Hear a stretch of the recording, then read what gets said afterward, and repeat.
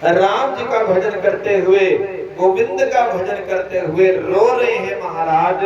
इतने में रोते रोते तुलसीदास जी के पास श्री रामचंद्र जी एक ब्राह्मण का रूप धारण करके पहुंच गए।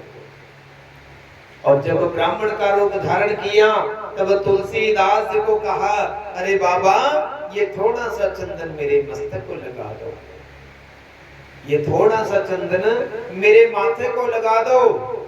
तुलसीदास जी रो रहे हैं और कहते हैं, अरे पंडित जी, अरे बाबा कहीं और से चंदन लगा लो, ये चंदन तो मैं अपने राम जी के लिए बना रहा हूं। अब देखो महाराज, राम जी भी खड़े हैं, तुलसीदास जी बैठे हैं, और मिलाने वाली वो गुरु की शक्ति नहीं है। और गुरु की शक्ति जब मिलती है, गुरु की कृपा जब होती है, तब परमात्मा की प्राप्ति होती है। और कहते गुरु की शक्ति कैसे मिली? हनुमान जी ने देखा कि राम जी खड़े हैं, बार बार कह रहे हैं मुझे चंदन लगा दो। तुलसीदास जी रो रो कर कह रहे हैं कि मैं चंदन अपने राम जी को लगाऊंगा, आप कहीं और से लगा दो। इतने में हनुमान जी ने एक तोते का रूप धारण किया, और तोते का रूप धारण करके राम जी और तुलसीदास जी के इर्द गिर्द घूमने लगे, और जोर जोर से एक ही पंक्ति गाने लगे। क्या कि चित्रकूट के धाम पर भई संतों की भीड़, तुलसीदास चंदन घिसे और तिलक लेत रघुवीर।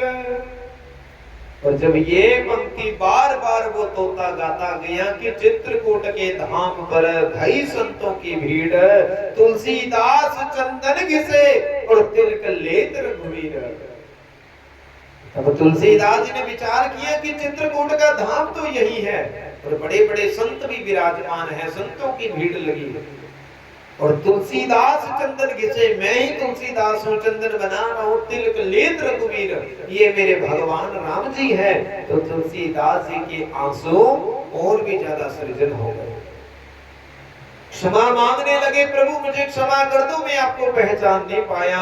और रोते रोते भगवान के मस्तक को चंदन लगाने लगे। और जब चंदन लगाने लगे तब वो तोता भी हनुमान जी का रूप धारण करके सामने खड़ा हो गया और कहने लगा, हे प्रभु श्री राम जी, आपके चरणों में आपके दूत हनुमंत लाल जी का कोटि कोटि प्रणाम है। अब देखो महाराज, भगवान भी सामने खड़े हैं, और भगवान को मिलाने वाले गुरु की शक्ति भी साथ में खड़ी है। अर्थात यदि गुरु भी मिल जाए, भगवान भी मिल जाए, तब किसको पहले प्रणाम करना चाहिए? तुलसीदास दुविधा में पड़ गए कि पहले किसे प्रणाम करूं, गुरु को प्रणाम करूं या गुरु को मिलाने वाले या परमात्मा को प्रणाम करूं? तो महाराज इसी प्रकार से तुलसीदास जी ने विचार किया कि गुरुओं की वाणी में बड़ा अद्भुत प्रसंग लिखा है महाराज, गुरुओं की वाणी में बड़ा सुंदर भाव लिखा है। क्या कि जब गुरु भी सामने हो, परमात्मा भी सामने हो, तो किसको नमन करना चाहिए? तब गुरुवाणी में क्या भाव लिखा कि गुरु गोविंद तो खड़े काको लागू पाए, बलिहारी गुरुदेव के जिन गोविंद दियो मिलाए। कि गुरु गोविंद दो खड़े काको लागू पाए, किसके चरण पहले पकड़ूं? गुरु भी खड़े हैं, गोविंद भी खड़े हैं।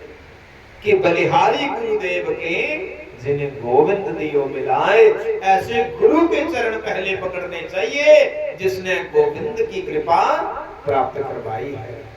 तो इसलिए महाराज, गुरु वही सच्चा है जो भक्त को भगवान से मिला दे, और जो कहे कि मेरे पास चेलों का तांता लगा रहे, मेरे पास हर समय मेरी जय जयकार होती रहे, नाम भजन करो या ना करो पर मेरे पास हर रोज आओ, वो महाराज पाखंड की विद्या है। इसलिए कलयुग में गुरु, सच्चा गुरु ढूंढना बड़ा कठिन है। तो इसलिए भक्तजनों, शास्त्रों में तो वैसे लिखा गया कि जगत गुरु ब्राह्मण, ब्राह्मण गुरु सन्यासी, सन्यासी गुरु अविनाशी, अविनाशी गुरु दत्तात्रेय, और दत्तात्रेय गुरु भगवान शंकर।